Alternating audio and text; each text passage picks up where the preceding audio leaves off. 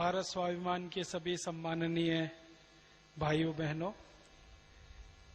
परम पूजनीय स्वामी जी के निर्देश के अनुसार मैं आपको शिक्षा और कानून व्यवस्था के बारे में थोड़ी बात करूंगा विस्तार में।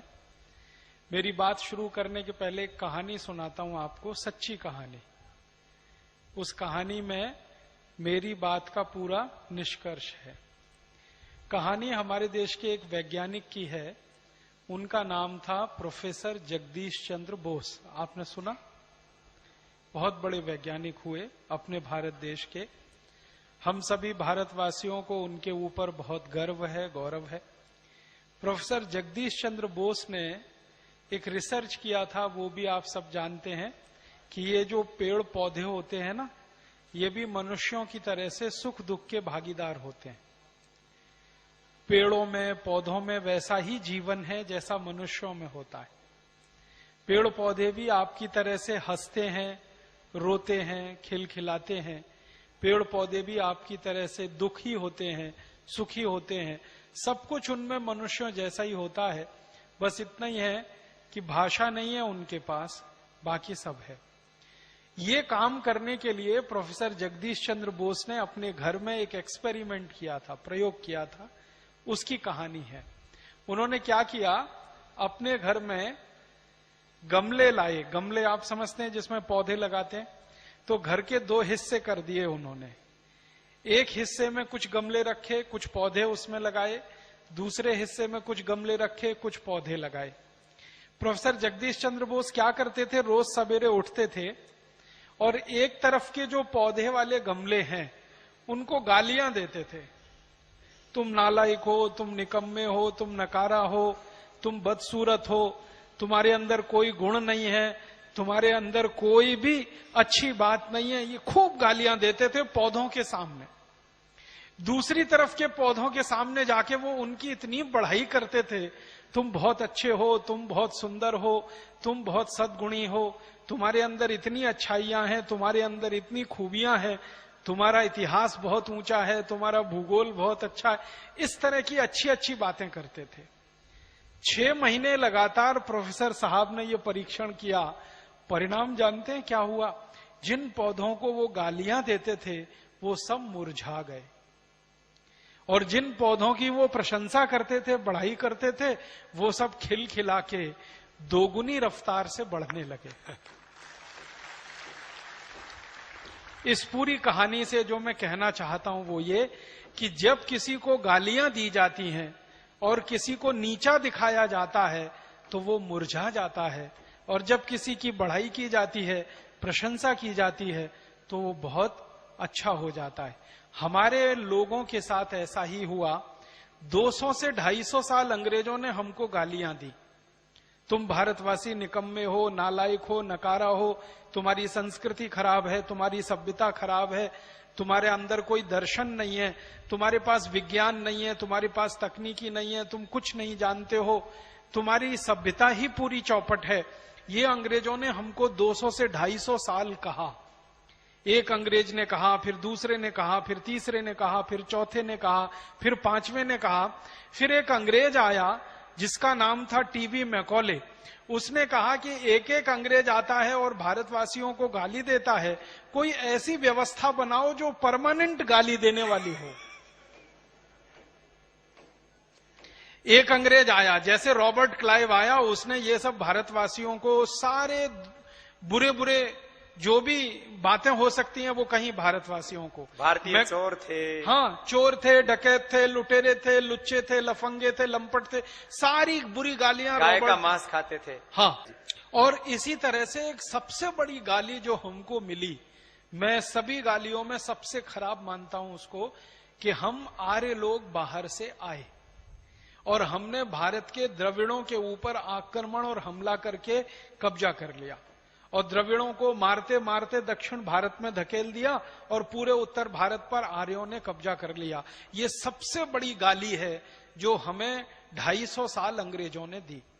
अंग्रेजों के पहले यही गाली हमको फ्रांसीसी देते थे, ऐसी गालियां देते थे हम, और अभी भी दी जा रही है। और फ्रांसीसियों से पहले ये गाली हमको पुर्तगाली लोग दिया करते थे। माने पिछले 500 साल से अगर आप ध्यान से देखें, सुने, समझें, तो हमको इसी तरह की गालियां दी गई।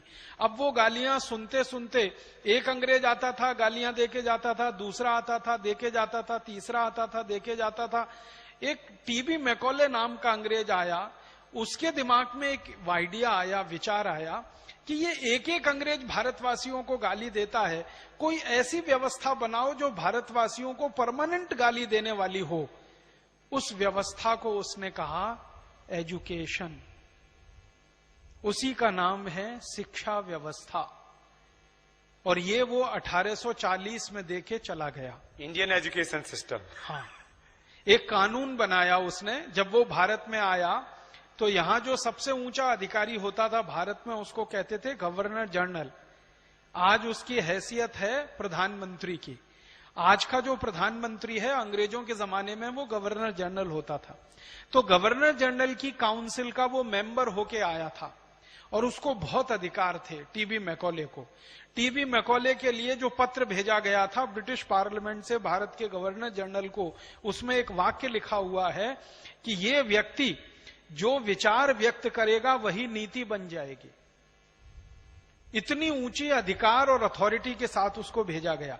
तो मैकॉले ने आके जो सबसे खराब काम एक किया हमारे हिसाब से और अंग्रेजों के हिसाब से सबसे अच्छा काम, कि उसने लगातार गाली देने वाला एक तंत्र बना दिया, जिस तंत्र का नाम उसने रखा शिक्षा व्यवस्था, एजुकेशन।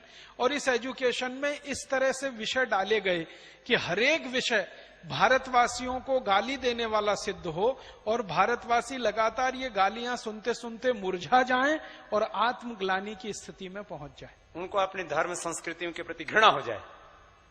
उसने जो इतिहास बताया, हमारे देश में जो इतिहास हम पढ़ते हैं, उस इतिहास को जानबूझकर राजाओं का इतिहास बताया। आप जानते हैं हमारा पूरा इतिहास आज आप पढ़ें जो मैकॉले के द्वारा रचित है या मैकॉले एजुकेशन के द्वारा दिया हुआ है, उस इतिहास में राजाओं के बारे में ही कहानियां हैं, प्रजा के बारे में कहीं कुछ नहीं है, ऋषियों के बारे में कुछ नहीं। हमारे एक राजा से दूसरे राजा की लड़ाइयां हो रही हैं तो सारे इतिहास में लड़ाइयां ही लड़ाइयां हैं। आप मुझे एक बात बताओ, अगर सब एक दूसरे से लड़ते ही रहेंगे तो समाज कहां बचेगा? समाज तो खत्म हो जाएगा। भारत तो 1000 साल पहले ही खत्म हो जाता अगर हर एक राजा दूसरे से लड़ रहा होता। अपना आज का इतिहास पढ़ें तो एक ही बात समझ में आती है, ये राजा उस पर हमला कर रहा था, वो राजा उस पर हमला कर रहा था, वो राजा ने उससे लड़ाई की, उसने इस पर चढ़ाई की, उसने उसकी पत्नी को मैंने दबोच लिया, उसने उसकी राज्य की सल्तनत को खींच लिया। यही सारी कहानियां पूरे इतिहास में हैं। ये मैकॉले का रचित इतिहास है, जिससे हमको इतनी आत्मग्लानि पैदा हो जाए कि हमारे पुरखे तो लड़ने भिड़ने के अलावा कुछ करते ही नहीं थे। आप मुझे एक मोटी सी बात बताइए, अगर कोई समाज लगातार लड़ता रहे, झगड़ता रहे, वो वेदों की रचना कर सकता है? कोई समाज हमेशा लड़ता रहे, झगड़ता रहे, हजारों हजारों वेदों की ऋचाएं लिख सकता है? अगर कोई समाज हमेशा लड़ता रहे, झगड़ता रहे, वो उपनिषदों की रचना कर सकता है? कोई समाज अगर लड़ता रहे, झगड़ता रहे, वो नीति वाक्यों के लिए लड़ मर सकता है? सवाल ही नहीं उठता। क्योंकि इतिहास पढ़ने से तो ऐसा लगता है कि किसी राजा को लड़ाई से फुर्सत ही नहीं और किसी साम्राज्य में शांति नाम की कोई चीज नहीं। तो मैकॉले ने इतिहास ऐसा दे दिया और उस इतिहास में प्रजा गायब है। ध्यान रखिएगा, राजा ही राजा हैं और राजाओं की अच्छाइयां गायब हैं, बुराइयां ही बुराइयां हैं। इसने उस पर हमला किया, उसने उस पर हमला किया, इसने इसको मारा, उसने उसको पीटा, उसने उसका राज्य छीन लिया, इसने उसका राज्य छीन लिया। इसी तरह का इतिहास हम पढ़ते हैं और अगर इसी तरह का इतिहास पढ़ेंगे तो कैसा दिमाग बनेगा हमारा? वैसा ही बनेगा जैसा मैकॉले चाहता था। इसी तरह से हम भारत के दूसरे शास्त्रों की बात करें, हम गणित की बात करें। मैं एक उदाहरण से कहता हूं, मैंने बचपन में गणित पढ़ा है। अंग्रेजी स्कूलों में कैसा गणित पढ़ाया जाता वो आप में से भी कई जानते होंगे। मैकॉले ने कैसा गणित पढ़ाया हमको, एक छोटे से उदाहरण से समझाता हूं। गणित में मुख्य काम किसी भी बच्चे को सिखाने का क्या होता है?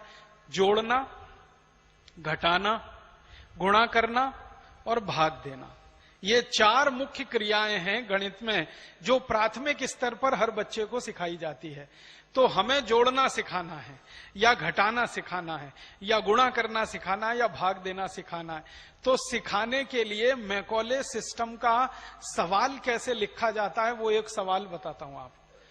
मुझे बचपन में गणित जब सिखाया जाता था तो आपने भी सीखा होगा, तो मुझे एक सवाल आता था, डैडी ने 10 रुपए दिए। अब ये अंग्रेजी में होता था, मैं हिंदी करके बता रहा हूं। अब डैडी शब्द है, पिताजी नहीं है, डैडी है।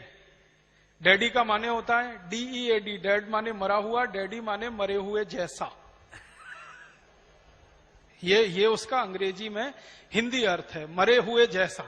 तो पिताजी नहीं है, पिताश्री नहीं है, डैडी ने 10 रुपए दिए या पापा जी ने 10 रुपए दिए। पापा नाम के शब्द का कोई अर्थ आज तक दुनिया में किसी को नहीं मालूम, और हम बोलते रहते हैं अपने अपने पिताजी को पापा पापा पापा पापा। पापा का कोई अर्थ ही नहीं है किसी भी भाषा में। तो पिताजी ने 10 रुपए दिए, मान लीजिए मैंने उसको संशोधित कर दिया। पिताजी ने 10 रुपए दिए, उसमें से 5 रुपए की चॉकलेट खाई, बताओ कितना बचा। अब देखो सवाल देखो, पिताजी ने 10 रुपए दिए, उसमें से 5 रुपए की चॉकलेट खाई, बताओ कितना बचा। हम क्या सिखाना चाहते हैं? घटाना, सब्सट्रैक्शन सिखाना चाहते हैं, घटाना। उदाहरण क्या लिया? पिताजी ने 10 रुपए दिए, 5 रुपए की चॉकलेट खाई, तब कितना बचा। अब बच्चा बचपन से ये सवाल करना शुरू करेगा तो 2-3 साल के बाद वो पूछेगा चॉकलेट किसकी खाऊं, कैडबरीज की कि नेस्ले की। आप मेरी बात पे ध्यान दीजिएगा, बार बार वो ये सवाल हल करेगा। पिताजी ने 10 रुपए दिए, 5 रुपए की चॉकलेट खाई, तो एक दिन पूछेगा चॉकलेट कैडबरीज की खाऊं कि नेस्ले की, क्योंकि टीवी में रोज विज्ञापन में वो देखता है कि चॉकलेट 2 ही कंपनियां बेचती हैं, या तो कैडबरीज या तो नेस्ले। तो हमने बच्चे को घटाना नहीं सिखाया, हमने बच्चे को घटाना सिखाने के बहाने चॉकलेट का उपभोक्ता बनाया। अगर यही सवाल मुझे सिखाना हो, मैं भारतीय आदमी हूं, और वैदिक पद्धति में अगर ये सवाल सिखाना हो, या वैदिक पद्धति की ना भी बात करूं, भारतीय पद्धति में ये सवाल सिखाना हो, तो माफ करेंगे, इसको सिखाने के लिए मैं ऐसे सिखाऊंगा। पिताजी ने 10 रुपए दिए, मैंने 5 रुपए किसी गरीब को दान कर दिए, बताओ कितना बचा। सवाल तो एक ही है ना, घटाना ही सिखा रहे हैं हम। 10 में से 5 गए, 5 बचा, यही हम उसको सिखा रहे हैं। लेकिन सवाल की जो भाषा है वो, एक जगह पिताजी ने चॉकलेट के लिए 5 रुपए दे दिए, दूसरी जगह पिताजी ने दान करने के लिए 10 रुपए दिए। अगर हर बच्चा 2-3 साल यही सवाल करेगा करेगा करेगा तो एक दिन पूछेगा ये दान क्या होता है, फिर पूछेगा दान क्यों देना चाहिए, फिर पूछेगा दान किसे देना चाहिए। अगर वो दान के बारे में पूछने लगेगा, दान क्या होता है, क्यों दिया जाता है, क्यों देना चाहिए, तो अपने आप वो भारतीयता में आ जाएगा। और अगर 10 रुपए में से 5 रुपए की चॉकलेट खाएगा तो हमेशा वो अंग्रेजी सभ्यता में ही जाएगा। और एक उदाहरण से, मैं बचपन में जब पढ़ता था, आप भी पढ़ते होंगे, तो हमको कहते थे ऐसे लिख के लाओ। हमको होमवर्क दिया जाता था, ऐसे लिख के लाओ। तो हमारी टीचर को क्या विषय सूझते थे ऐसे के लिए? वो कहती थी तुम पिकनिक मनाने गए, उस पर ऐसे लिख के लाओ। अब मैं पिकनिक मनाने जाऊंगा और उस पर ऐसे लिखकर लाऊंगा, माने निबंध लिखकर लाऊंगा पिकनिक के ऊपर, तो 100% मुझे अंग्रेज और यूरोपीय सभ्यता में ही जाना पड़ेगा। मुझे ये कभी नहीं कहा किसी भी टीचर ने कि तुम निबंध लिख कर लाओ। तुम माता पिता के साथ तीर्थ स्थान की यात्रा करने गए थे, बद्रीनाथ गए थे, केदारनाथ गए थे, गंगोत्री गए थे, यमुनोत्री गए थे, उसका लिख के लाओ। ये कभी भी किसी कक्षा में मुझे ना किसी ने पढ़ाया ना सिखाया। मुझे हमेशा ये सिखाया ऐसे लिख के लाओ। पिकनिक पर गए, और पिकनिक पर गए तो डबल रोटी ले गए, पाव रोटी ले गए, टमाटो केचप ले गए, तो बटर ले गए, तो ये सब यूरोपीय सभ्यता की चीजें ले गए। और इनमें से ये हमने खाया, दूसरों को खिलाया, ये सब लिख के लाओ। तो बच्चे का दिमाग तो पूरी तरह से उपभोक्ता बनाने के लिए हमने पूरी शिक्षा तैयार की है। माफ करिएगा, आज की जो पूरी की पूरी शिक्षा व्यवस्था है, ये हमको नागरिक नहीं बनाती है, कंज्यूमर बनाती है, उपभोक्ता बनाती है। वो चाहे लक्स का हो या लाइफ बॉय का हो या कैडबरीज का हो या नेस्ले का हो। और मैं ऊंची शिक्षा की भी बात कर रहा हूं। ऊंची कक्षाओं में जो शिक्षा दी जाती है माध्यमिक स्तर तक और उसके आगे ग्रेजुएशन और पोस्ट ग्रेजुएशन तक, ये शिक्षा भी हमको कंज्यूमर बनाने के लिए ही है। बस कंज्यूमर अलग अलग तरह का है। जब बचपन की शिक्षा है वो प्रोडक्ट का कंज्यूमर बनाने के लिए है, और हायर एजुकेशन है वो किसी यूनिवर्सिटी अमेरिका और यूरोप की उसका कंज्यूमर बनाने के लिए हमको शिक्षा दी जाती है।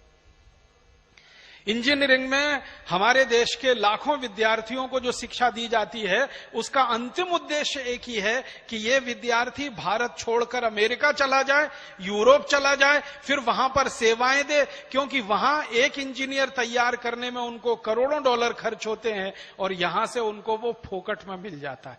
तो ये पूरी की पूरी शिक्षा व्यवस्था जो आज हम ढो रहे हैं हमारे कंधे पर, मैकॉले की दी हुई शिक्षा व्यवस्था, इतिहास उसी समय का पढ़ाया जा रहा है। भूगोल भी हमने नहीं बदला, हमारा भूगोल भी अंग्रेजों के जमाने का जो तय हो गया है वही भूगोल हम पढ़ते हैं।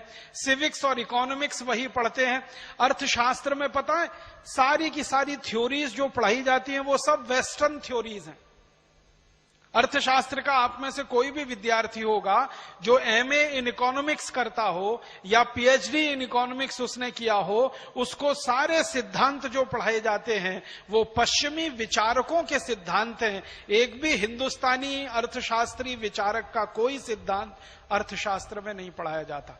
इस देश का सबसे बड़ा अर्थशास्त्री विचारक जो माना जाता है वो चाणक्य है। चाणक्य का एक भी सिद्धांत एमए इकोनॉमिक्स में नहीं है, बीए इकोनॉमिक्स में नहीं है, इंटरमीडिएट में नहीं है, हाई स्कूल में नहीं है, उसके पहले भी कहीं नहीं है। सारे के सारे पश्चिमी अर्थशास्त्रियों के सिद्धांत। इसी तरह से एक दर्शन शास्त्र विषय पढ़ाया जाता है, फिलोसॉफी। पूरा का पूरा फिलोसॉफी भरा पड़ा है पश्चिमी विचारकों से। देकार्ते का थ्योरी पढ़ लीजिए, लिबिनिज का थ्योरी पढ़ लीजिए, अरस्तु का थ्योरी पढ़ लीजिए, और या सुकरात का थ्योरी पढ़ लीजिए। और उनके थ्योरीज जब मैंने पढ़ने शुरू किए तो इतनी हंसी आती है कि ऐसे मूर्ख विचारकों की थ्योरीज अगर हम पढ़ते हैं तो हम मूर्ख ही पैदा होंगे, अकल वाले तो हो नहीं सकते। आपको एक छोटा उदाहरण दूं, सुकरात का नाम आपने सुना है? The great great philosopher of western world, पूरे पश्चिमी समाज का सबसे बड़ा विचारक और दर्शन शास्त्री। और उसके बाद अरस्तु का नाम आपने सुना है? दोनों की एक मान्यता सुनना ध्यान से और फिर सिर पीटना अपना कि अगर यही महान दर्शन शास्त्री हैं वो, तो फिर हमारे सबसे खराब दर्शन शास्त्री उनसे अच्छे। दोनों स्वामी जी कहते हैं स्त्री को शरीर में आत्मा नहीं होती। ध्यान से सुनना इसको, माताएं बहनें और ज्यादा ध्यान से सुने इसको। अरस्तु कहता है, और ये सुकरात अरस्तु दोनों कहते हैं स्त्री को शरीर में आत्मा नहीं होती। स्त्री ऐसे होती है जैसे मेज या कुर्सी। कुर्सी और मेज को कभी भी उठाकर फेंका जा सकता है, स्त्री को भी कभी भी उठाकर फेंका जा सकता है। ये दर्शन है सुकरात का, ये दर्शन है अरस्तु का, जिस पर हमारे यहां बड़े बड़े लोग पीएचडीज करते हैं। और एक जगह तो सुकरात इतनी खराब बात कहता है, स्त्री ऐसे होती है जैसे कोई कपड़ा, जब जरूरत पड़ी उतार के फेंक दिया, जब जरूरत पड़ी पहन लिया। और अरस्तु तो उससे भी एक कदम आगे जाके कहता है कि कपड़ा शरीर पर हमेशा नहीं धारण किया जा सकता, इसलिए स्त्री को भी हर समय साथ में नहीं रखा जा सकता। आप इससे भी ज्यादा सिर पीटेंगे। कोई नहीं। ये सुकरात के विचार हैं, ये अरस्तु के विचार हैं। और अरस्तु और सुकरात ये दोनों कहते हैं, इन दोनों की मान्यताओं को आज तक पश्चिमी समाज खंडित नहीं कर पाया। लेबिनिज भी वही कहता है, दिकार्ते भी वही कहता है, और उसके बाद के सारे फिलोसोफर्स यही मानते हैं। इसलिए महिलाओं के प्रति पश्चिमी समाज में कोई आदर भाव नहीं है। महिला वस्तु की तरह है, इस्तेमाल करो और फेंको, यूज एंड थ्रो। फिलॉसफी में से आया। कोई भी जीवन दर्शन जो है ना, वो फिलॉसफी से निकलता है। एक मूल बात मैं आपको बताना चाहता हूं, कोई भी सभ्यता दर्शन में से निकलती है। समाज का जैसा दर्शन होगा, सभ्यता वैसी ही बनती चली जाएगी। पश्चिमी समाज का दर्शन स्त्रियों के बारे में यह है कि स्त्री वस्तु की तरह से है, उसमें आत्मा नहीं है। आपको एक जानकारी दूं, सन 1950 तक ब्रिटेन में, बहुत ध्यान से सुनना इस बात को, सन 1950 तक ब्रिटेन में, अमेरिका में, फ्रांस में, जर्मनी में, स्वीडन में, स्विट्जरलैंड में और डेनमार्क में, इतने देशों में सन 1950 तक किसी भी महिला को वोट देने का अधिकार नहीं था। आपको मालूम है ये बात? अमेरिका में स्त्रियों को वोट देने का अधिकार 1952 के बाद मिला। और सन 1950 तक यूरोप और अमेरिका के किसी भी देश में स्त्रियों को बैंक अकाउंट खोलने का अधिकार नहीं था। बैंक अकाउंट या तो उसके पति का हो सकता है, या उसके बेटे का हो सकता है, या भाई का हो सकता है। किसी महिला का बैंक अकाउंट नहीं हो सकता। और 1950 तक पूरे यूरोप और अमेरिका में कोई स्त्री घर से अकेले बाहर नहीं जा सकती। भले बाहर जाना हो तो 4 साल के पिद्दी से भाई को साथ लेना पड़ेगा, भले वो लड़की 20 साल की हो। 4 साल का भाई है उसका, जो कोई सुरक्षा नहीं कर सकता, वो उसके साथ जाएगा, वो अकेली नहीं जा सकती। इतनी पाबंदियां महिलाओं पर लगाकर रखी हैं पश्चिमी समाज ने। इसलिए वहां पर वीमेन्स लिबरलाइजेशन नाम का आंदोलन चला, जो सैकड़ों साल तक चला। और उस आंदोलन की थोड़ी सी सफलता मिली कि 1952 में आके कुछ देशों ने वोट देने का अधिकार दिया। 1957 में आकर कुछ देशों में स्त्रियों में बैंक अकाउंट खोलने का अधिकार मिला। और आपको मालूम है, अभी 20 साल पहले तक यूरोप में स्त्रियों की तनख्वाह और पुरुष की तनख्वाह में जमीन आसमान का अंतर था। अभी 20 साल पहले तक। कोई एक काम आप करो तो पुरुष को अगर $100 मिलेंगे तो स्त्री को वही काम करने के $30 ही मिलेंगे। क्यों? कहा जाएगा इसमें तो आत्मा नहीं है। और मुझे बहुत खराब लगता है ये कहते हुए कि यूरोप और अमेरिका में अभी 20 साल पहले तक 3 स्त्रियों की गवाही एक पुरुष के बराबर होती थी। 3 स्त्री जो बात कहेंगी, एक पुरुष वो कहेगा, ये बराबर माना जाता था। ये उनकी सभ्यता है, ये उनका दर्शन है। अब ये सभ्यता और ये दर्शन लेकर टीबी मैकॉले भारत आया। ध्यान दीजिएगा, मैंने ये सब आपको भूमिका बनाने के लिए कहा, क्योंकि टीबी मैकॉले किस समाज का आदमी था? पश्चिम का आदमी था, ब्रिटेन का आदमी था। वो लेबिनिज को भगवान मानते हैं, वो देकार्ते को भगवान मानते हैं, वो अरस्तु को भगवान मानते हैं, वो सुकरात को भगवान मानते हैं। उन्हीं देशों से आया मैकॉले, तो उसकी मानसिकता भी वही थी, स्त्रियों के विरोध में। और आया तो पूरी शिक्षा व्यवस्था उसने ऐसी डिजाइन की जो 100% स्त्री विरोधी है, महिला विरोधी है, स्त्रियों को हतोत्साहित करने वाली है और स्त्रियों को अपमानित करने वाली है। हर खंड खंड पर आप देखेंगे इस पूरी शिक्षा व्यवस्था में स्त्रियों का जितना अपमान होता है, शायद कोई कल्पना नहीं कर सकता। और वही शिक्षा व्यवस्था हम ढोते हुए चले आ रहे। हमारे देश का दर्शन है, हमारे देश की सभ्यता है कि स्त्री सबसे बड़ी गुरु होती है, मां सबसे बड़ी गुरु होती है। हमारे देश का दर्शन है और सभ्यता है।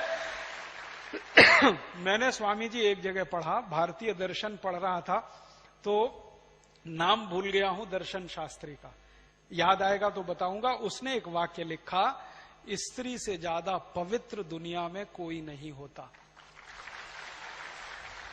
और उस दर्शन शास्त्री ने यहां तक लिखा है कि पुरुष में पवित्रता तब आती है जब वो स्त्री की कोख से जन्म लेता है, अन्यथा उसमें पवित्रता नहीं होती है। और यही बात उसने पति के लिए लिखी कि जब कोई कुंवारा लड़का शादी करता है तब पवित्रता के थोड़े से अंश को पहचान पाता है। आपको मालूम है हमारे देश में बहुत सारे मंदिर हैं जहां पर यह सिद्धांत अभी भी लागू है। अगर आपके पास आपकी धर्मपत्नी नहीं है तो मंदिर में प्रवेश नहीं कर सकते आप। ऐसे भारत में मंदिर हैं और वो भारतीय दर्शन पर चलते हैं। वो कहते हैं आप पवित्र नहीं है अगर आपके साथ आपकी पत्नी नहीं है, क्योंकि कहा यह जाता है कि पत्नी ना हो तो पुरुष का दिमाग कितना लंपट होता है उसका अंदाजा नहीं है, अगर वो योगी नहीं है तो।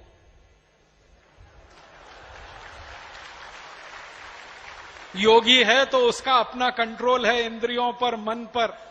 योगी नहीं है तो वो पता नहीं कहां कहां जाएगा, कहां कहां मुंह मारेगा, चरेगा, खाएगा, कुछ मालूम नहीं।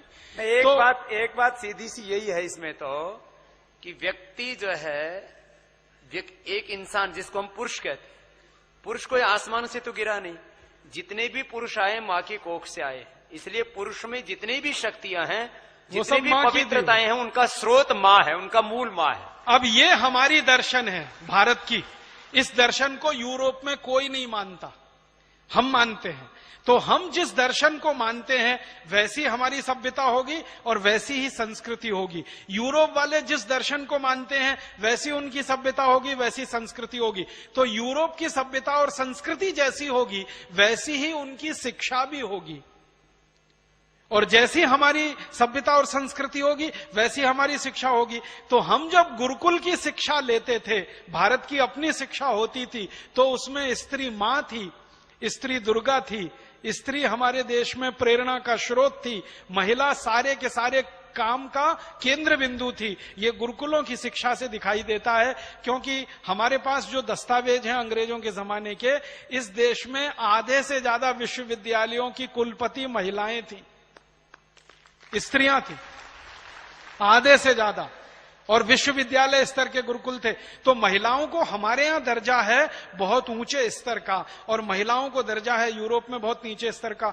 तो यूरोप के लोग जब शिक्षा व्यवस्था की डिजाइन करेंगे तो महिला का स्तर उसमें नीचे से नीचा रहेगा, और हम जब शिक्षा की डिजाइनिंग करेंगे तो महिला का स्तर ऊंचे से ऊंचा रहेगा। तो यूरोप की शिक्षा व्यवस्था ले लेकर हम जो 250 साल से परेशान हुए हैं और हमारा दिमाग खराब हुआ है, वो दिमाग ऐसा ही खराब हुआ है कि स्त्री को आज हमारे देश में भोग की वस्तु, उपयोग की वस्तु बनाकर इस पूरी शिक्षा व्यवस्था ने छोड़ दिया है।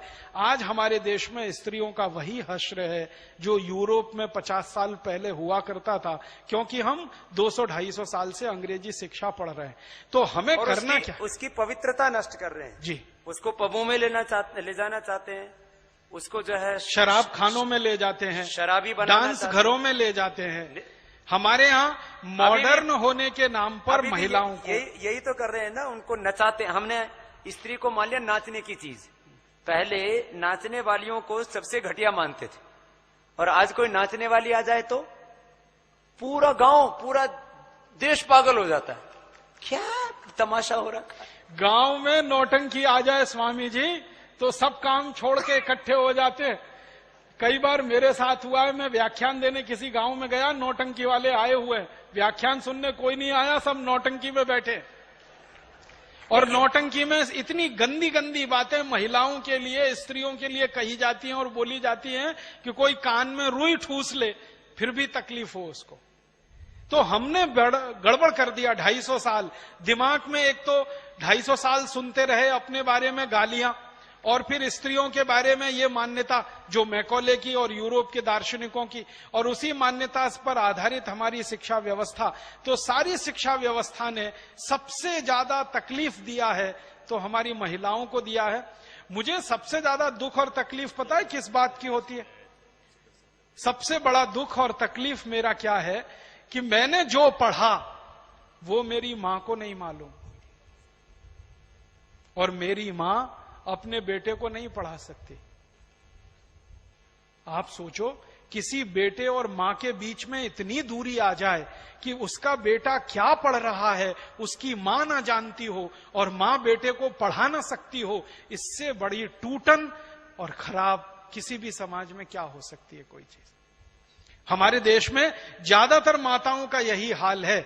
उनके बच्चे, बेटे या बेटी क्या पढ़ रहे हैं वो खुद नहीं पढ़ा सकती, इसलिए ट्यूटर रखना पड़ता है। और ट्यूटर क्या पढ़ा के जाता है? मां को कुछ नहीं आता है। क्यों? शिक्षा व्यवस्था से मां पूरी तरह से गायब है, क्योंकि पूरी शिक्षा व्यवस्था की डिजाइन ऐसे की गई है जिसमें मां का कोई रोल ही नहीं है। हम गुरुकुल की शिक्षा में सबसे बड़ा गुरु मां को मानते हैं, और यूरोपियन शिक्षा व्यवस्था, टीवी मैकॉले की शिक्षा व्यवस्था में सबसे बड़ा गुरु मैकॉले हो गया, मां नहीं है। और वो मैकॉले हो गया जो मानता ही नहीं है कि मां में कोई आत्मा भी होती है, वो तो वस्तु है, यूज एंड थ्रो के लिए। तो ये एक छोटी सी बात मैंने थोड़ा विस्तार करके कही कि हमको हमारी शिक्षा व्यवस्था बदलनी है, तो क्या क्या बदलना है? भाषा बदलनी है, वो तो स्वामी जी ने कहा। भाषा के साथ हमें कंटेंट बदलना है, टेक्स्ट बदलना है, जो मां विरोधी है, स्त्री विरोधी है, महिला विरोधी है। इसके आगे हम चलेंगे तो विषय भी बदलने हैं हमको। आप में से मैथमेटिक्स पढ़ने वाला कोई विद्यार्थी यहां बैठा हो जिसने एमएससी मैथमेटिक्स किया हो, उसके लिए मैं कहना चाहता हूं कि मैथमेटिक्स में हम इतने विषय पढ़ते हैं जो जिंदगी में कभी काम नहीं आते। डिफरेंशियल कैलकुलस पढ़ते हैं, इंटीग्रल कैलकुलस पढ़ते हैं, स्टैटिस्टिक्स पढ़ते हैं, स्टैटिक्स पढ़ते हैं, डायनामिक्स पढ़ते हैं, सब रद्दी और एकदम बेकार। ट्रिग्नोमेट्री पढ़ते हैं जो किसी काम की नहीं है। शायद हां, कब से शुरू हो गया? 12th से शुरू हो गया। और तकलीफ की स्थिति, पहले एमएससी में होता था, बीएससी में, अब 12th से शुरू हो गया। तो आप सोचिए कि जो विषय जिंदगी में कभी काम नहीं आने वाले, मैंने डायनेमिक्स पढ़ा, मैंने स्टैटिक्स पढ़ा, मैंने इंटीग्रल कैलकुलस पढ़ा, मैंने डिफरेंशियल कैलकुलस पढ़ा, आज तक मेरी जिंदगी में एक बार भी काम नहीं आया। तो मैं मेरे गणित के अध्यापकों को जब भी मिलता हूं पूछता हूं, आपने मुझे ये सब क्यों पढ़ाया? तो मेरे तो काम नहीं आया। तुलनात्मक अध्ययन करने के लिए। तो मेरे अध्यापक कहते हैं हमको किसी ने पढ़ाया, हमने तुमको पढ़ा दिया। तो भेड़िया धसान चल रहा है ये इस देश में। और मैं आपको विनम्रता से और ईमानदारी से बताता हूं, मेरी दादी ने मुझको ढैया पौना सवैया पढ़ाया था। ढैया पौना सवैया समझते? ये पुराने गांव के लोग ही पढ़ा सकते हैं, आजकल कॉन्वेंट वालों को तो कुछ समझ में नहीं आता ढैया पौना सवैया। मेरी दादी जो कभी स्कूल नहीं गई, किसी कॉलेज में नहीं पढ़ी, एकदम हरफ निरक्षर, काला अक्षर भैंस बराबर अगर आप उसको कहना चाहें तो कह सकते हैं, उसने मुझे ढैया पौना सवैया के पहाड़े सिखाए, और वो रोज मेरे जिंदगी में काम आते हैं, हर समय मेरी जिंदगी में काम आते हैं। दादी स्वर्गवासी हो गई है तो भी मेरे काम आ रहे हैं, और अगले जब तक मैं जिंदा रहूंगा मेरे काम आए। भारतीय गणित है ना ये। तो मेरा कहना है कि जो चीज जिंदगी भर काम आती है वो हम क्यों नहीं पढ़ाएं? स्त्रियों को सम्मान देने वाली बातें हमारी शिक्षा व्यवस्था में क्यों ना हो? विषय हमारे ऐसे होने चाहिए, सारे विषय एक तरफ से ऐसे होने चाहिए जो स्त्री को सम्मान दे सके, क्योंकि गुरु हमारी मां ही है। तो स्त्रियों को सम्मान आ सके ऐसा टेक्स्ट बनाना है, ऐसा सिलेबस बनाना है। हमारे देश में हम एक जिम्मेदार नागरिक बने, ना कि किसी कंपनी के उपभोक्ता। आजकल एक सर्व शिक्षा अभियान चल रहा है ना, सर्व शिक्षा अभियान का एक ही उद्देश्य है, हर व्यक्ति को एबीसीडी सिखाना। और एबीसीडी सिखाने के पीछे उद्देश्य क्या है? टीवी पर आने वाले विज्ञापन वो पढ़ सके, L for Lux, P for Pepsi, C for Coca Cola, ये बताना उसको। एबीसीडी बताने के पीछे एक ही उद्देश्य है और कोई उद्देश्य नहीं। वो कहते हैं ना साक्षरता साक्षरता साक्षरता, शिक्षा की बात नहीं करते, साक्षरता की बात करते हैं, ताकि विज्ञापनों में फर्क आप पढ़ सकें और एक अच्छी कंपनी के अच्छे उपभोक्ता बनकर अपनी जेब कटवा सकें और उस कंपनी की लूट बढ़ा सकें। तो हमें पूरी शिक्षा व्यवस्था जो कंज्यूमर बनाने के लिए मैकॉले हमारे यहां छोड़कर गया, इसको बदल देना है और एक जिम्मेदार भारतीय नागरिक बनाने की शिक्षा व्यवस्था हमें लानी है।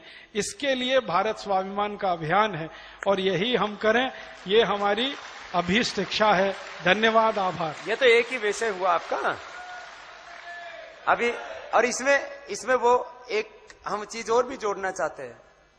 अक्षर की बात कर रहे थे ना अभी, लय मानी लक्स, सी मानी कोका कोला, और जो है अ मानी अपराध, श मानी शराब, ये सारे के सारे से बाहर निकाल के, जहां अभी तो शिक्षा में एक ही पक्ष लिया था, शिक्षा में ही चिकित्सा है।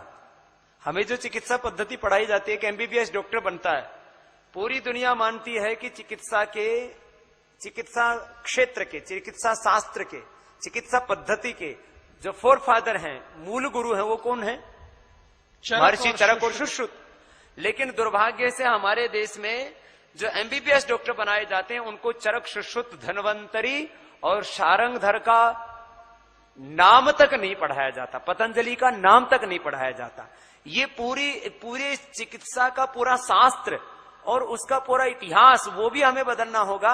हम एलोपैथ के, आयुर्वेद के डॉक्टर अलग अलग बनाएंगे, लेकिन एलोपैथ का चिकित्सक भी पैदा होगा तो ये मानेगा कि चिकित्सा के मूल गुरु तो भारत के ऋषि मुनि थे। ऐसी बात हम पैदा करना चाहते। तो एक इसमें जो है ये शिक्षा के क्षेत्र में जो है अभी भाई राजीव जी ने बात कही, उसका एक थोड़ा एक थीम दिया, आपको एक चिंतन दिया, एक दिशा दी। ऐसे ही दूसरी बात जो मैं कह रहा था, कानून व्यवस्था जो दूसरा पक्ष है, तो हमने जो 11 मुद्दे आपके सामने रखे थे, स्वास्थ्य, शिक्षा, स्वदेशी, ग्रामीण स्वावलंबन, जल प्रबंधन। जल प्रबंधन की एक छोटी सी तरकीब है, मैं इसलिए बता रहा हूं, इसका संबंध देश के 84 करोड़ लोगों की जिंदगी से है। एक जमीन में मात्र 10 फीट का एक खाई खोद करके 2 फीट गहरी, 2 फीट चौड़ी, 10 फीट गहरी, और पूरे जमीन का पूरे देश का पानी रोक सकते हैं, जो नदियों में 90 से 99% जो समुद्र में जा रहा है। और इस काम को मैंने कहा हमें सरकारों की भी जरूरत नहीं, हम तो देश के लोगों से चैरिटी से ही इस काम को करा सकते हैं। और इस देश के भारत को वैसा ही, भारत देश के गांव को वैसा ही समृद्ध और वैसा ही स्वावलंबी आत्मनिर्भर गांव बना सकते हैं जो कभी आजादी से पहले था।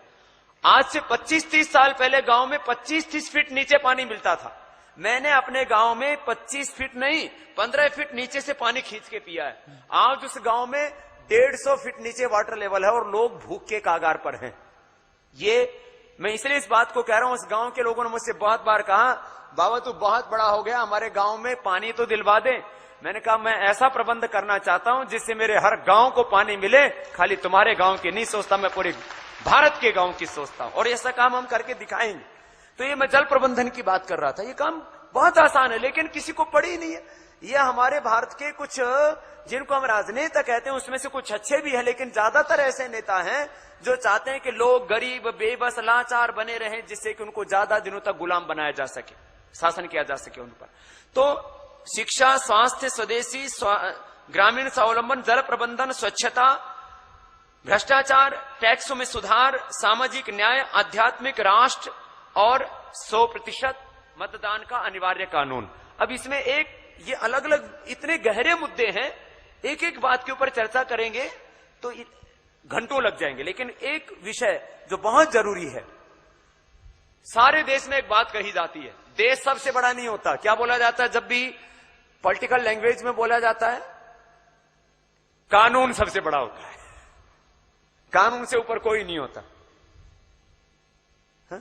कानून अपना काम करेगा। आप हर राजनेता को ये कहते सुनेंगे, ये कानून क्या है?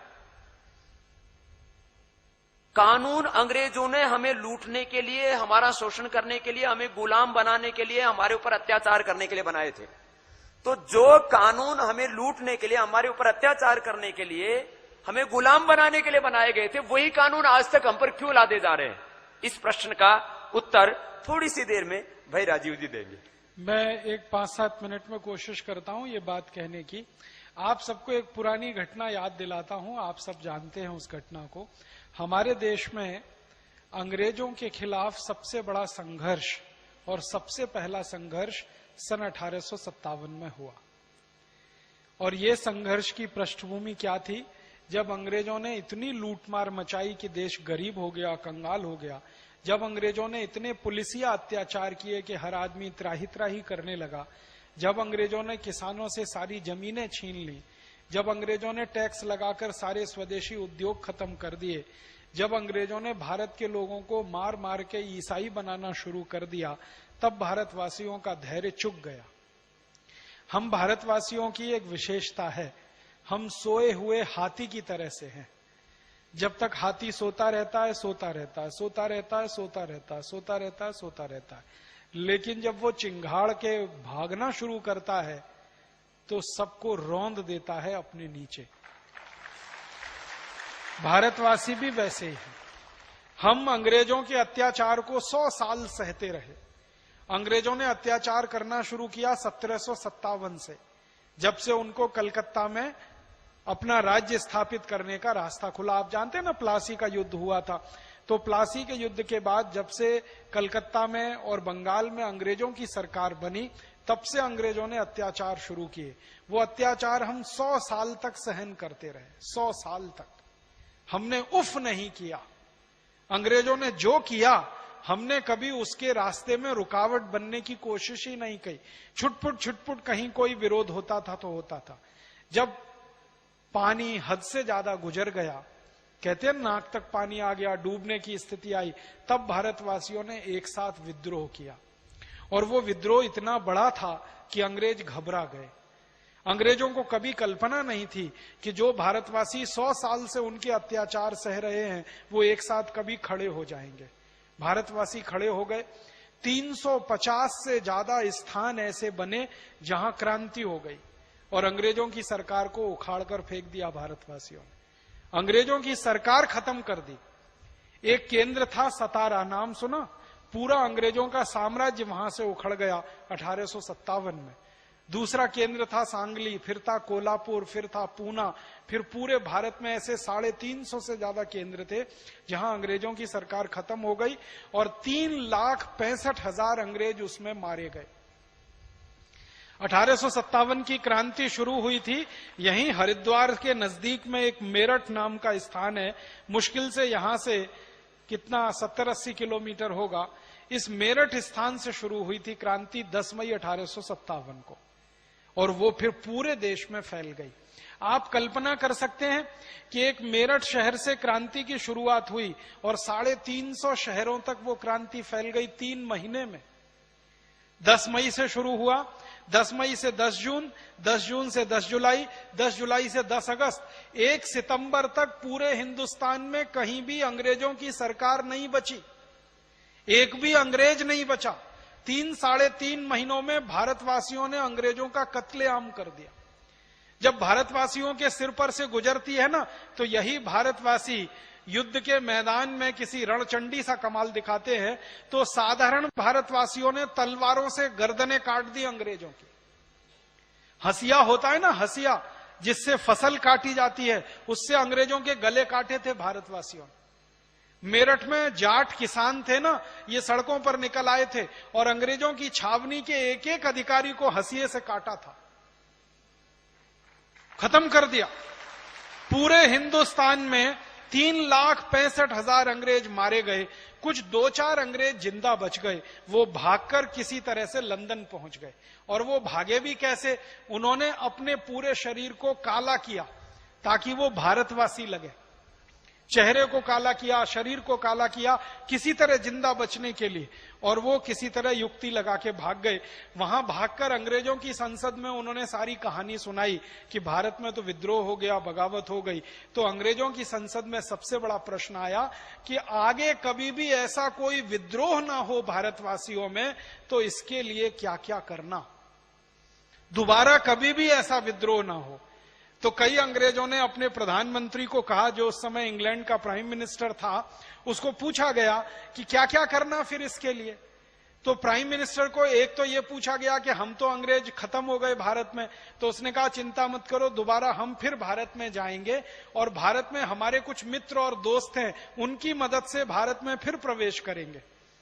तो उनके मित्र और दोस्त कौन? हमारे लिए जो गद्दार, वो अंग्रेजों के मित्र और दोस्त। आपको मालूम है, इस हिंदुस्तान में अंग्रेजों ने कई परिवारों को राय बहादुर की पदवियां दे रखी थी। ये सारे के सारे राय बहादुर देश के गद्दार साबित हुए। सर भी देते थे। सर की पदवी, राय बहादुर की पदवी, नाइटहुड की पदवी, ये पदवियां लेने वाले सारे खानदान गद्दार निकले। उन्होंने अंग्रेजों की भरपूर मदद की। सबसे बड़ा परिवार जिसने अंग्रेजों की मदद की 1857 की बगावत के बाद, पटियाला का परिवार, जो आज भी जिंदा है। और उसी परिवार का एक आदमी मुख्यमंत्री बनता रहता है पंजाब का। बहुत शर्म आती है मुझे पटियाला वालों को ये कहते हुए। हमारे कुछ मित्र बैठे हैं यहां पटियाला के।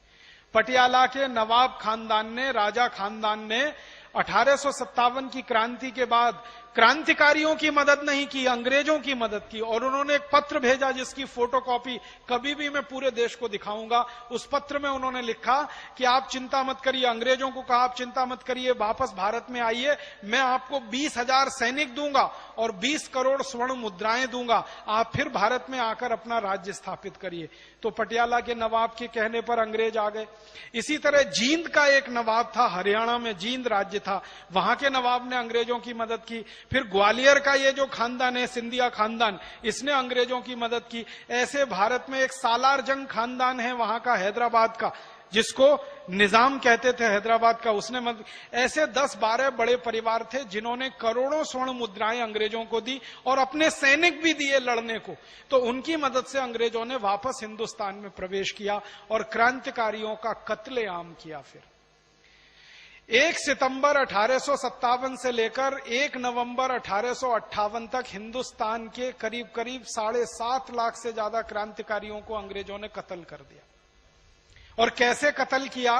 एक बिठूर नाम का छोटा सा शहर है कानपुर के नजदीक, वहां के 2 बड़े क्रांतिकारी थे इस देश में, नाना साहब पेशवा और तात्या टोपे। ये दोनों क्रांतिकारियों के शहर के 24,000 लोगों को गोली से मार दिया या तलवार के मौत की घाट उतार दिया अंग्रेजों ने। 3 महीने के छोटे बच्चे से लेकर 90 साल के बुजुर्ग तक सबको खत्म कर दिया अंग्रेजों ने। अपराध क्या था उनका? कोई अपराध नहीं था, बस एक ही अपराध था कि वो तात्या टोपे और नाना साहब पेशवा के शहर में रहते थे। तो अंग्रेज कहते थे ये सब बगावत करेंगे और क्रांतिकारी बनेंगे, इसलिए सबको कत्लेआम करो। और ये कत्लेआम अंग्रेजों ने भारत के पटियाला नवाब माने पटियाला राजा, जींद का राजा, ग्वालियर का सिंधिया खानदान, इनके सैनिकों की मदद से किया था। और ये सारे कत्लेआम पूरे देश में हुए। अंग्रेजों की सरकार फिर स्थापित हो गई। फिर अंग्रेजों की सरकार जब स्थापित हुई तो क्वीन विक्टोरिया ने एक ऐलान किया। 1 नवंबर 1858 को वो ऐलान भारत के बड़े बड़े अखबारों में छपा। उस जमाने में अंग्रेजी कोई अखबार निकलते थे, उनमें छपा। उस ऐलान में कहा गया कि आज के बाद भारत में कंपनी की सरकार नहीं चलेगी, कानून की सरकार चलेगी। माने 1 नवंबर 1858 तक कंपनी की सरकार चलती थी। कंपनी माने ईस्ट इंडिया कंपनी। फिर कानून की सरकार चलेगी, लेकिन वो कानून कौन बनाएगा? वो कानून अंग्रेजों की संसद बनाएगी, ब्रिटिश पार्लियामेंट बनाएगी और उसके आधार पर यह देश चलाया जाएगा। अब ब्रिटिश पार्लियामेंट में कानून बनाने के लिए बहस क्या हुई? ब्रिटिश पार्लियामेंट में बहस यह हुई कि कानून ऐसे बनाए जाने चाहिए कि सारे भारतवासी कभी भी दोबारा से खड़े ना हो सकें और अंग्रेजों के खिलाफ बगावत ना कर सकें। तो सबसे पहला कानून मानते हैं क्या आया? सबसे पहला कानून, आपको हैरानी होगी जानकर, अंग्रेजों के खिलाफ जो बगावत हुई थी वो सशस्त्र बगावत थी, उसमें हथियारों का इस्तेमाल हुआ था। अंग्रेजों ने सबसे पहला कानून बनाया कि भारत में हथियार वही रख सकेगा जिसके पास लाइसेंस होगा। लाइसेंस जिसके पास नहीं होगा वो हथियार रखने का अधिकारी नहीं होगा। तो अंग्रेजों ने क्या किया? लाइसेंसिंग ऑफ आर्म्स एक्ट, ये पहला कानून बनाया। और इस कानून के आधार पर क्या किया गया?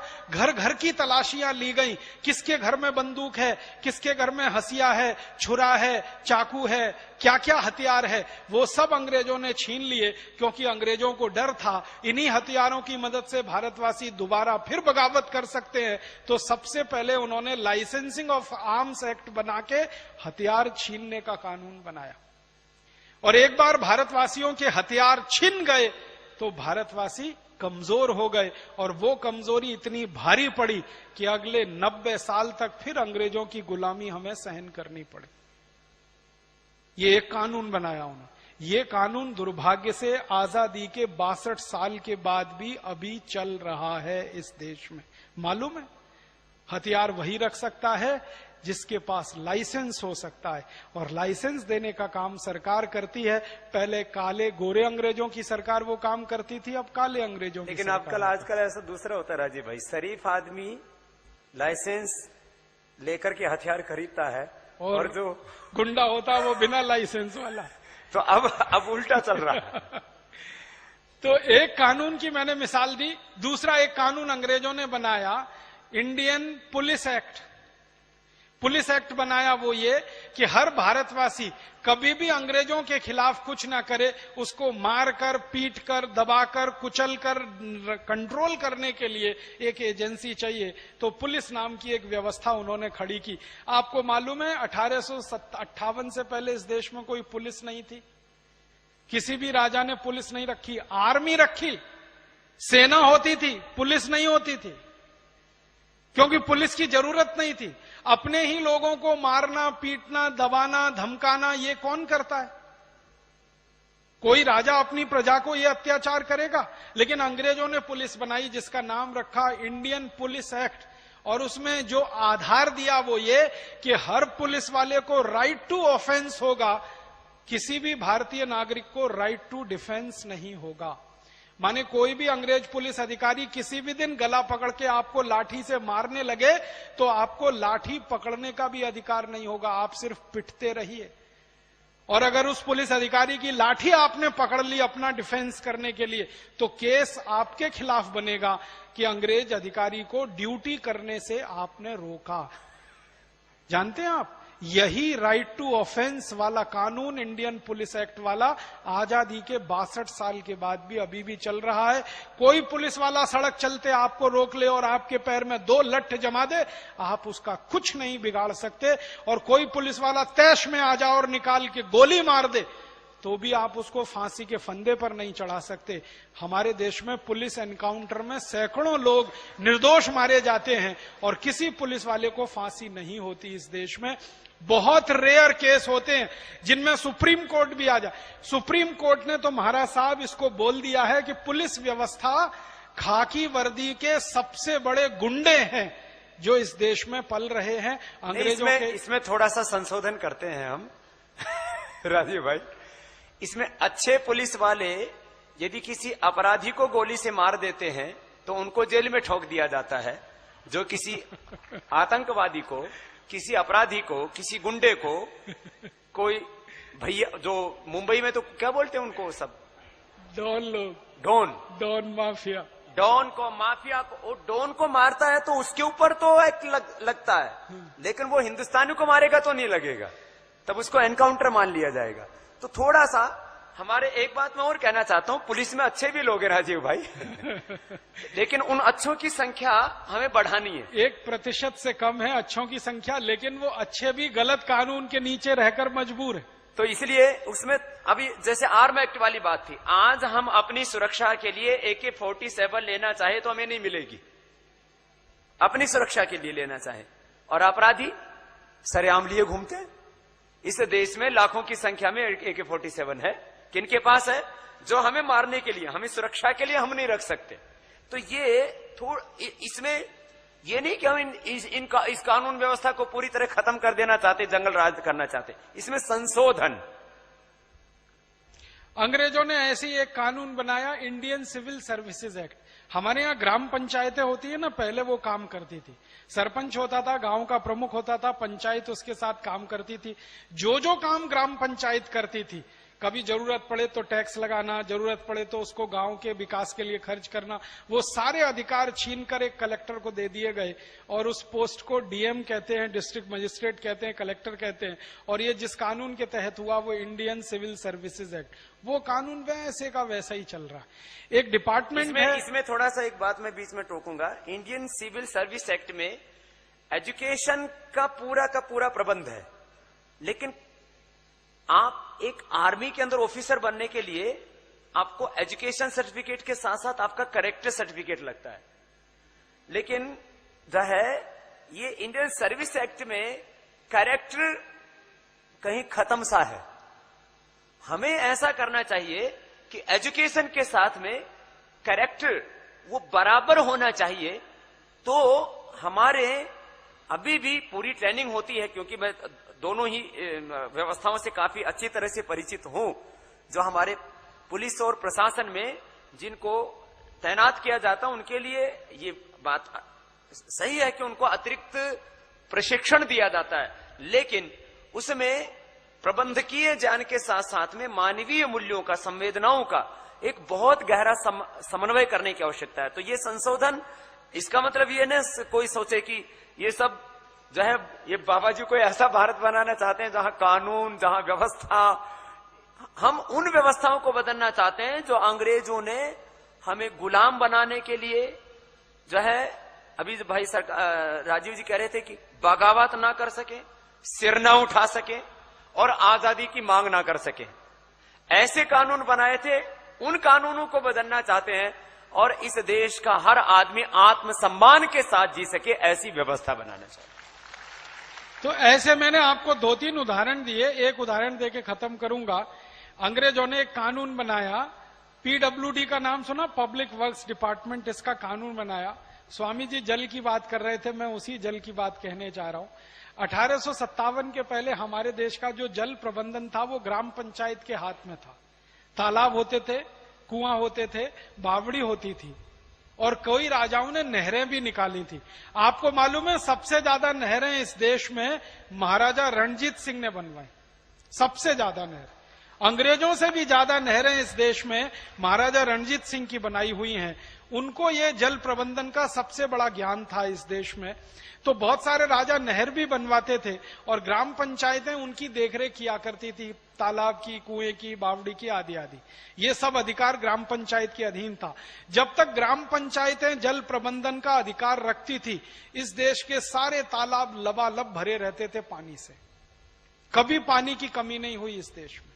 और पानी ऐसा रहा कि 10 फीट पर खोदो तो पानी मिल जाए। हमने देखा, ये तो मैं वही बता रहा था। तालाब जब लबालब भरे रहेंगे तो कुओं का जल स्तर बना रहेगा, बावड़ी का जल स्तर बना रहेगा। बारिश तो अच्छी होती थी उस समय, आज भी।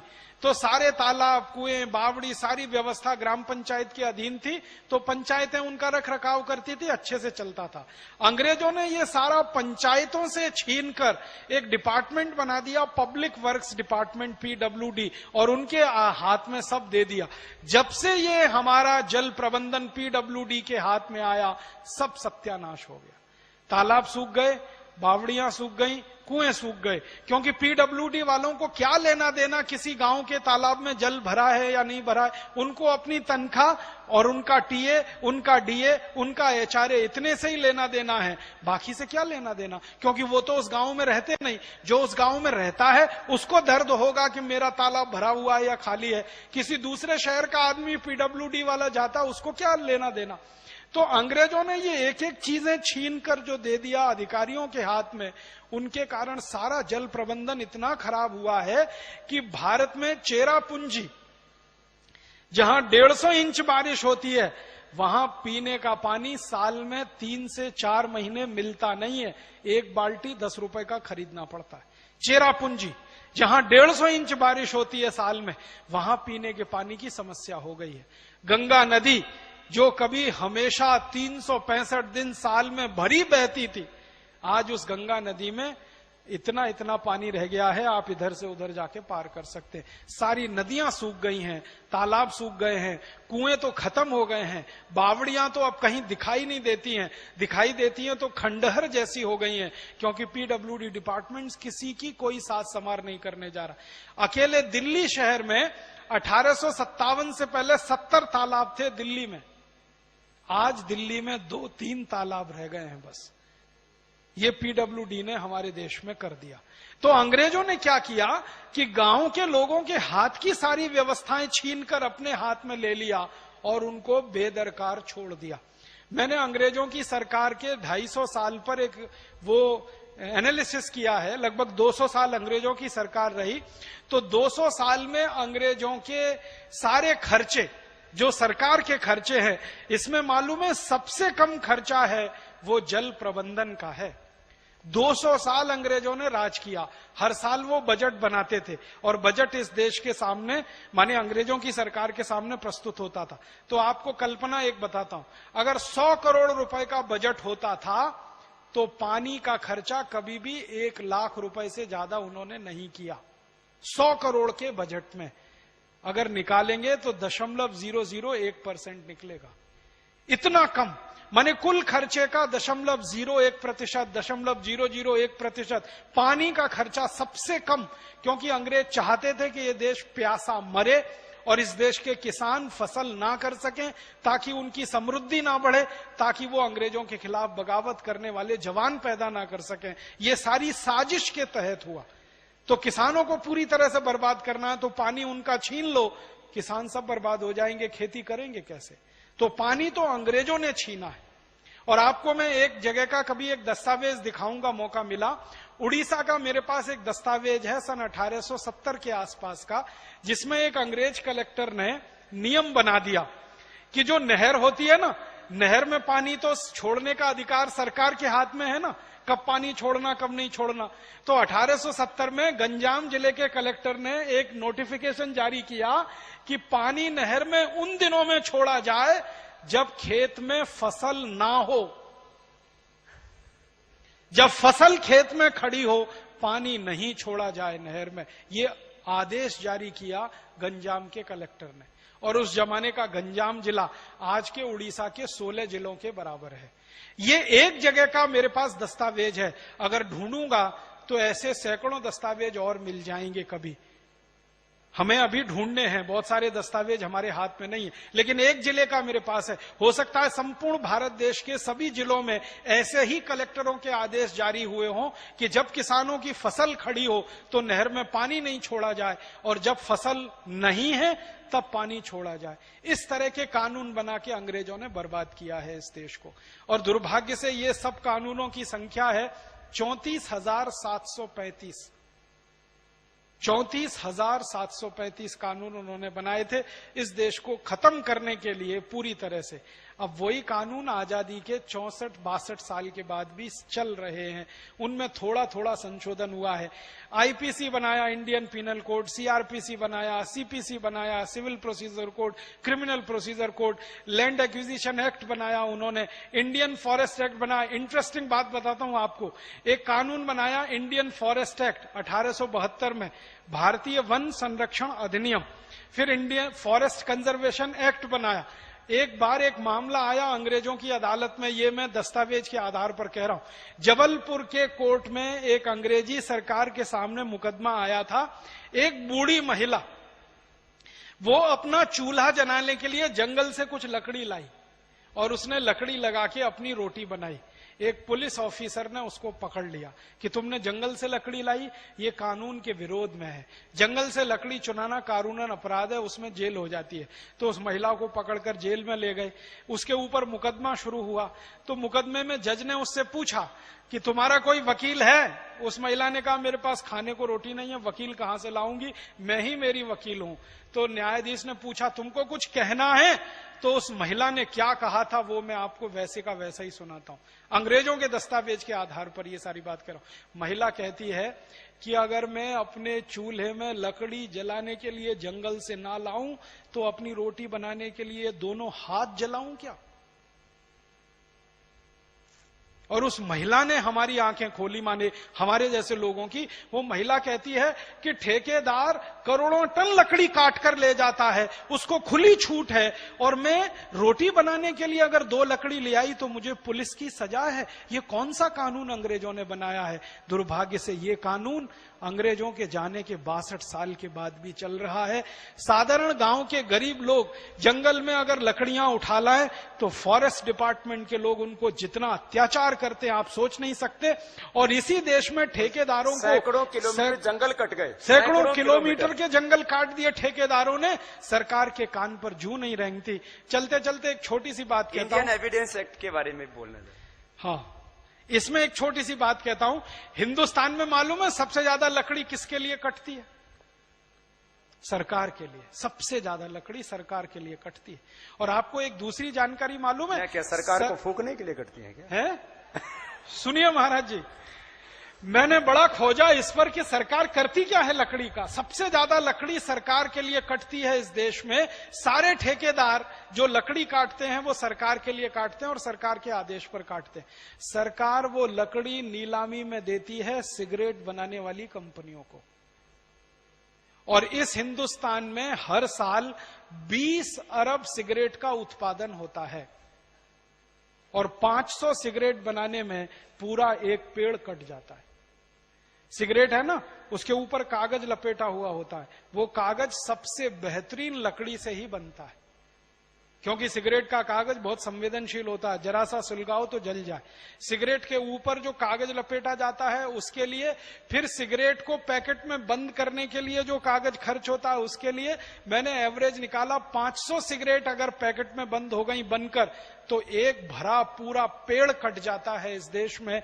करोड़ों पेड़ हर साल इस देश में कटते हैं सिगरेट बनाने के लिए, और वो सिगरेट बनकर जो धुआं निकलता है, उस धुएं से जो फेफड़े गलते हैं और उससे जो कैंसर होता है और उससे जो मौतें होती हैं और उन मौतों पे देश का जो नुकसान होता है, वो एक अलग हिसाब है। और फिर यही सरकार कितनी बेईमान और हरामखोर है कि सिगरेट के खिलाफ विज्ञापन नहीं आना चाहिए टीवी में, उसके लिए नाटक भी करती है। सिगरेट के खिलाफ सिनेमा में कोई सीन नहीं होना चाहिए, उसके लिए भी नौटंकी यही सरकार करती है। और मद्य निषेध विभाग भी इसी सरकार का है और सिगरेट के खिलाफ विज्ञापन करने का विभाग भी।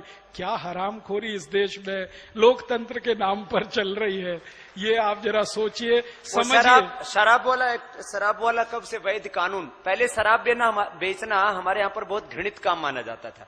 शराब बनाना और शराब बेचना ये हमारे यहाँ पर घृणित माना जाता था। पिछले दिनों मैंने एक बात उठाई कि भाई जो शराब बेचने वाले लोग हैं, वो व्यापारी जो है वो अत्याचारी हैं, वो माफिया हैं और वो मौत के सौदागर हैं। तो कुछ लोगों ने इस पर टिप्पणियां भी की कि बोले बाबा जी वो तो कानून के दायरे में काम कर रहे हैं। पहले शराब बनाना और बेचना दोनों घृणित माने जाते थे, गैर कानूनन माने जाते थे। भारत की राजनीतिक व्यवस्था करोड़ों वर्षों पुरानी है, उसमें कभी भी शराब को वैधता नहीं थी, माने उसको गैर कानूनन माना जाता था शराब बनाना और उसकी बिक्री करना। तो वो शराब वाला कानून कब 1840 से आया स्वामी जी, जिसका नाम है सेंट्रल एक्साइज एक्ट। ये पहले सेंट्रल एक्साइज और सॉल्ट टैक्स एक्ट होता था, जिसमें शराब और ये नमक दोनों आते थे। तो 1840 से शुरू हुआ ये इस देश में। ये मैं इसलिए कह रहा हूं कि 1840 से पहले भारत में शराब बनाना और बेचना दोनों घृणित काम माने जाते थे, दंडनीय अपराध माने जाते थे। आज शराब बेचने वालों को, शराब बनाने वालों को पुरस्कृत किया जाता है और कानूनन उसको वैध माना जाता है। इसलिए मतलब अभी बीच में दो चार बात और कहनी है हमको। एक बात हम कहना चाहते हैं कि लोग कहते हैं कि कानून से बड़ा कोई नहीं होता, कानून अपना काम करेगा, चाहे देश बर्बाद हो जाए, तबाह हो जाए, माँ बहन बेटियों के साथ बलात्कार हो, अत्याचार हो, देश का यौवन बर्बाद हो जाए, देश का बचपन नशों में बर्बाद हो जाए, उनके लिए कानून अपना काम करेगा। कानून कहता है शराब बनाओ, कानून कहता है तंबाकू खूब उगाओ, खूब बच्चों को, बूढ़ों को, बीमारों को, बहनों को, बेटियों को, सबको खिलाओ। हम कहते हैं कि कानून सबसे बड़ा नहीं होता, देश सबसे बड़ा होता है। देश सबसे बड़ा होता है और जो कानून देश के खिलाफ है उनको बदल देना चाहिए। तो ये एक दर्शन है। हम कहते हैं कानून सबसे बड़ा नहीं, देश सबसे बड़ा होता है। देश अपना काम करेगा और देश से बड़ा कोई नहीं होता है। ये अंतर है, ये है कानून व्यवस्था में। और अभी उसमें थोड़ा एक दो बातें और हम जोड़ देना चाह रहे हैं। ये इंडियन एविडेंस एक्ट, जिसके कारण से देश के 3 से 4 करोड़ लोगों को न्याय नहीं मिल रहा और करीब 10 करोड़ लोग न्यायालयों के चक्कर काट रहे हैं। आप सोच सकते हो कितना। ये मैंने एक बार दैनिक भास्कर में पूरा का पूरा इसके ऊपर पूरा फ्रंट पेज आधा भरा हुआ था और उसकी पूरी स्टडी मैंने की, आज से 3 साल पहले की बात है। तो करीब 10 करोड़ लोग न्यायालयों के चक्कर काट रहे हैं। 3.5 से 4 करोड़ लोग तो उसके अंदर सीधे जुड़े हुए हैं, फिर उनके गवाह और उसके वकील, कुल मिलाकर के हर परिवार का एक सदस्य औसतन। ये हालात क्यों है, इसका थोड़ा सा बताते हैं आपको। कि लोग कहते हैं ना बाबा कानून में क्या बदलने की जरूरत है, कानून तो अपना काम कर रहा है, कानून तो सबसे बड़ा होता है, कानून को बदलने की बात करोगे तो आपको भी जेल में डाल देंगे। ये इंडियन एविडेंस एक्ट बना 1890 में और 1890 में अंग्रेजों ने ही बनाया इसको। अंग्रेजों के सामने ये बड़ा प्रश्न था कि भारत की न्याय व्यवस्था को कैसे खत्म किया जाए। तो भारत की न्याय व्यवस्था क्या थी और अंग्रेजों ने उसको कैसे खत्म किया। भारत की न्याय व्यवस्था के बारे में एक ही छोटी कहानी सुनाता हूं। हमारी न्याय व्यवस्था कैसी होती थी एक राजा का नाम आपने सुना, विक्रमादित्य, चंद्रगुप्त विक्रमादित्य, बहुत न्यायप्रिय राजा।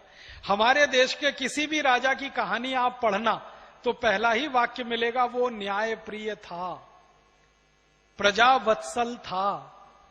हर राजा इस देश में न्यायप्रिय हुआ, माने न्याय देने का काम इस देश में राजा करता रहा। तो चंद्रगुप्त विक्रमादित्य के राज्य में 2 महिलाएं आई। एक बार एक मुकदमा आया, 2 महिलाएं थी, एक बेटा था। एक मां कहती थी मेरा बेटा है, दूसरी मां कहती थी मेरा बेटा है। राजा के सामने मुकदमा पेश हुआ तो राजा ने उसका न्याय करने के लिए कहा कि तलवार लाओ और आधा आधा काट दो, आधा एक मां को दे दो, आधा दूसरी मां को दे दो।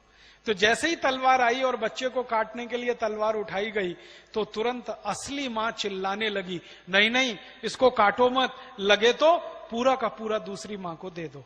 राजा समझ गया असली मां यही है जो अपने बच्चे को अपनी आंखों के सामने कटता हुआ नहीं देख सकती। तो नकली मां से बेटा छीनकर असली मां को दे दिया। 2 मिनट में पूरे मुकदमे का फैसला हो गया। ये थी भारत की न्याय व्यवस्था, जिसमें न्याय मिलता था और तत्काल मिलता था, इमीडिएट। अब अंग्रेजी न्याय व्यवस्था में जरा इस मुकदमे का अध्ययन किया जाए। अंग्रेजों का इस देश में एक चलता है इंडियन एविडेंस एक्ट, साक्ष्य अधिनियम जिसको कहते हैं। फिर एक चलता है इंडियन पीनल कोड, दंड संहिता जिसको कहते हैं।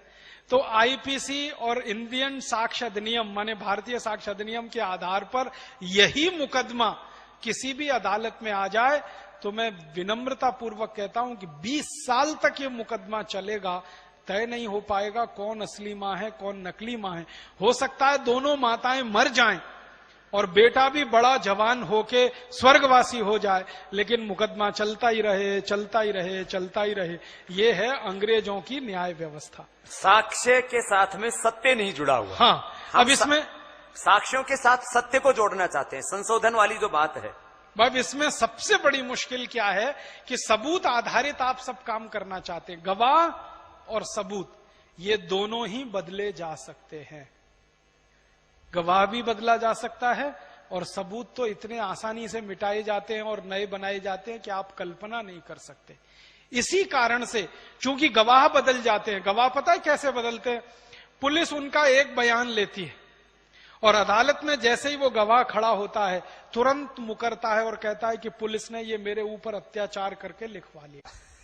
ठीक है, अब जैसे ही ये वो कहेगा तो मुकदमा जो 20 मिनट में फैसला होना चाहिए वो 10 साल तक ऐसे ही लटकता रहेगा, क्योंकि हर गवाह यही कहेगा कि पुलिस ने मेरे से जबरदस्ती लिखवा लिया, मुझे मारा, मुझे पीटा, मेरे ऊपर दबाव डाला, मैं क्या करूं, मैंने मजबूरी में लिख दिया। अदालत में जाकर हर गवाह ये बदलता है और इसी कारण अंग्रेजी न्याय व्यवस्था में कन्विक्शन रेट 5% है। कन्विक्शन रेट समझते हैं?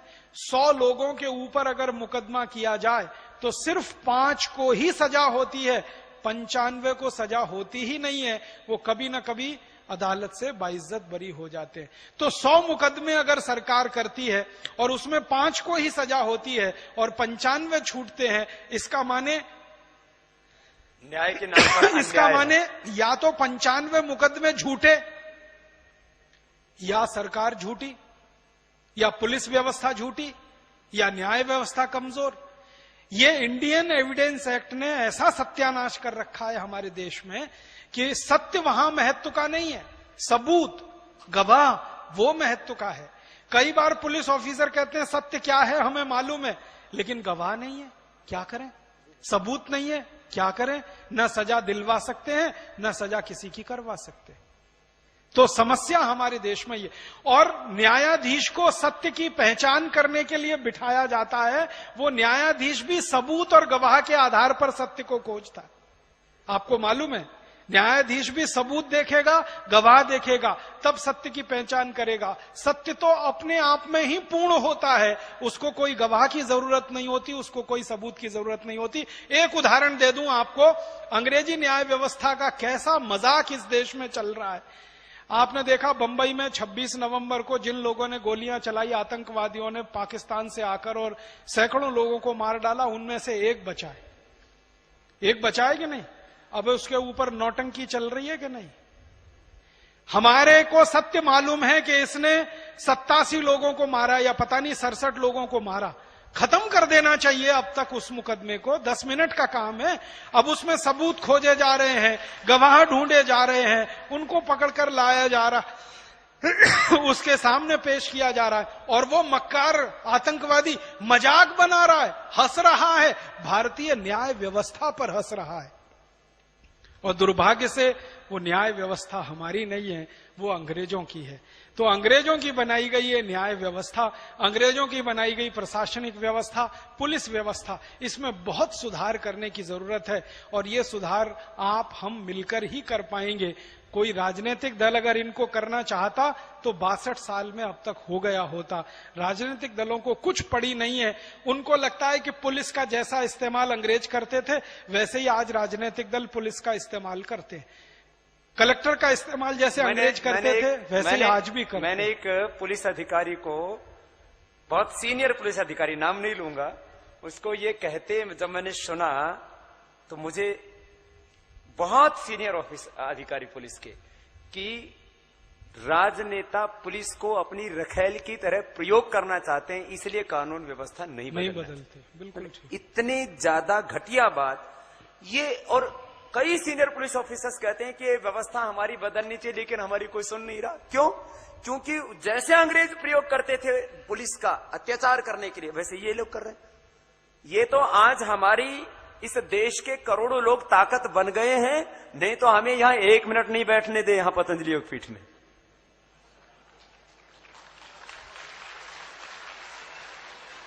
मुझे बहुत लोगों ने कहा, बोले बाबा जी आपको भी शंकराचार्य जी की तरह उठा करके जेल में ठोक देंगे।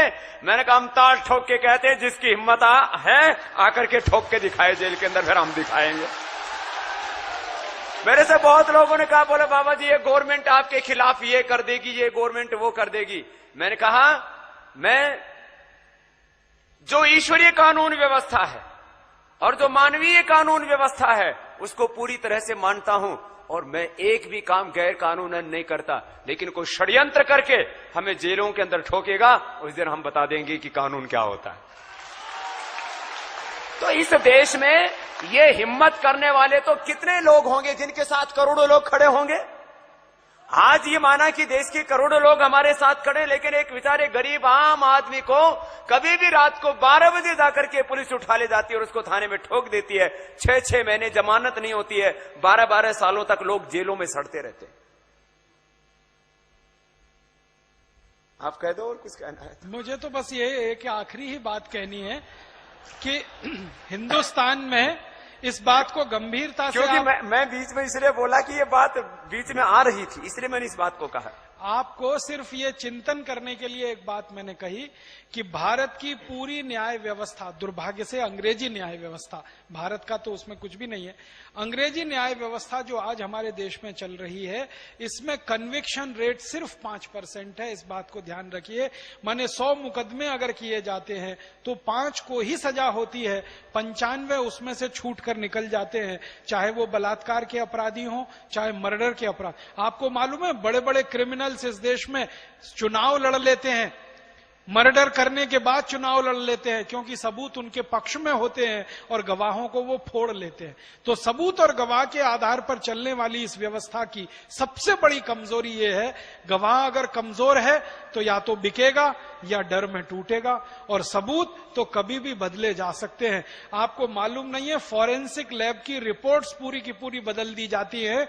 ऐसी हमारे देश में घृणित व्यवस्था है, इसलिए न्याय मिल नहीं पाता। 3.5 करोड़ मुकदमे पेंडिंग हैं। वो इसी कारण से पेंडिंग है, Indian evidence act, Indian penal code, criminal procedure code और सिविल प्रोसीजर कोड, ये सब अंग्रेजों के जमाने के ड्राफ्ट किए हुए हैं। उनका कहना ही ये था अंग्रेजों का, न्याय किसी को मिलना नहीं चाहिए, अन्याय हमेशा हरदम हर एक पर होना चाहिए, तभी ये लोग गुलाम बनेंगे। तो अन्याय करने के लिए जो व्यवस्था उन्होंने बनाई है, दुर्भाग्य से हम उसको न्याय व्यवस्था कहते हैं। और मैं विनम्रता पूर्वक कहता हूं, न्यायाधीश कोई नहीं है इस देश में, सब कायदाधीश हैं, क्योंकि कायदे और कानून के हिसाब से फैसला करते हैं, न्याय कभी नहीं देते। मैं आपको एक उदाहरण से कहता हूं, एक कानून है हमारे देश में, वो ये कहता है कि गाय को अगर आप डंडे से मारोगे तो आपको जेल हो जाएगी, और उसी गाय का आप कत्ल कर दोगे और मांस बेचोगे तो सरकार की तरफ से करोड़ों रुपए की सब्सिडी मिलेगी। तो गाय का कत्ल करने पर करोड़ों रुपए की सब्सिडी है, और उसको डंडे से पीटा तो जेल हो जाएगी। क्या न्याय व्यवस्था है इस देश में? अब इस कानून के आधार पर कभी कोई फैसला देगा न्यायाधीश तो गाय की हत्या करने वाले को कभी कोई सजा नहीं हो पाएगी, और गाय को बेचारे डंडे से मारने वाले किसान को हमेशा जेल में ही रहना पड़ेगा। तो कानून अगर गलत है तो न्याय कहां मिलेगा? इसलिए हमारी आज की व्यवस्था कायदाधीशों की व्यवस्था है, न्यायाधीशों की व्यवस्था नहीं है। हमको करना है कि न्यायाधीशों की व्यवस्था लानी है, इस कायदाधीशों की व्यवस्था से देश को बाहर निकालना है। धन्यवाद, आभार।